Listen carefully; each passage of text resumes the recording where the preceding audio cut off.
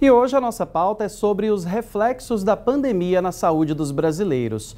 Uma pesquisa da Universidade de São Paulo alerta para o aumento do consumo de alimentos ricos em gorduras e açúcares. Isso acontece no dia a dia, principalmente entre jovens de classe mais baixa.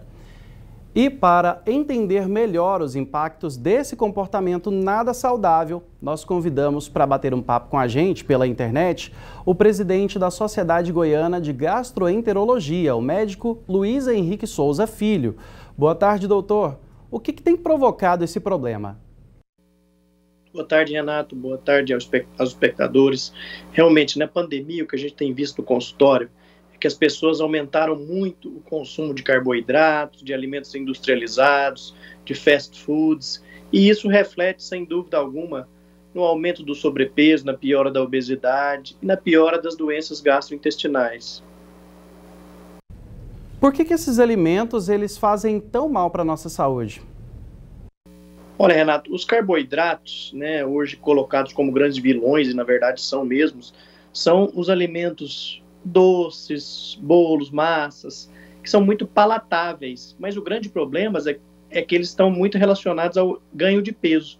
E aí o ganho de peso, o excesso de peso, a obesidade, traz uma série de problemas, como hipertensão, diabetes, dislipidemia e uma série de outras comorbidades. Então, quando se coloca que o carboidrato hoje é o grande vilão e não a gordura e as proteínas, está correto dizer isso. Os carboidratos são palatáveis, são de mão e fácil de serem consumidos, por isso estão sendo consumidos em excesso. Chegou a mencionar, né, duas das principais patologias, que no caso é a obesidade, dislipidemias, mas tem várias outras que podem ser desencadeadas a partir desse consumo excessivo, né? Várias outras. Tudo que está relacionado com o sobrepeso e a obesidade, como a hipertensão, a diabetes principalmente, ela vai piorar com a ingestão excessiva dos carboidratos, né? Então, a gente tem que se cuidar, evitar ficar comendo somente alimentos industrializados, embutidos, enlatados, e procurar uma dieta mais saudável, uma dieta mais rica em frutas e verduras, porque nós sabemos que a pandemia ainda não terminou, ainda vai haver um tempo de distanciamento social, e nós não podemos deixar nossos planos todos para o pós-pandemia, né? Doutora, a pesquisa fala muito sobre esse problema está acontecendo mais com pessoas, né, com jovens de uma classe mais baixa. O que justificaria isso? Olha, Renato, porque os carboidratos, eles normalmente são alimentos mais baratos. Então você vai ver quanto custa, por exemplo, com essa alta que teve nas frutas e verduras, às vezes você comprar um chocolate, uma bolacha, um biscoito, está muito mais barato do que você comprar alimentos saudáveis. Então justifica exatamente por aí. A baixa renda, o pessoal que tem menor renda, está consumindo mais carboidratos por conta da elevação, inclusive, do preço aí da carne, das verduras, das frutas. Agora há pouco nós até mencionamos aqui, né, o retorno de algumas atividades no setor comercial. As academias liberaram, por exemplo, o banho. Era um problema para muitas pessoas fazerem atividade física. Além da atividade física, o que mais nós podemos fazer para que possamos ter uma vida um pouco mais saudável, ainda que no período de pandemia?